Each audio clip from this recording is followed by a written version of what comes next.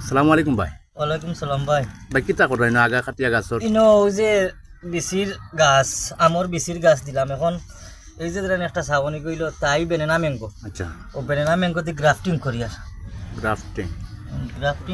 উন্নত মানের বীজ ইয়ে করার লাগে কিতা হয়েছে। আচ্ছা, আপনি কিতা দরাইল গাছর শাওন আনছেন না কিতা? ওই দোরাইল গাছের ছাগনা নিয়া এই যে দেখেন আমি দিয়া এইভাবে গ্রাফটিং করলে আপনার সফলতা?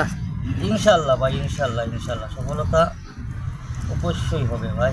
আচ্ছা, হবে না যেই লাগছে না ভাই। এই বানটা এই যে দেখেন যা।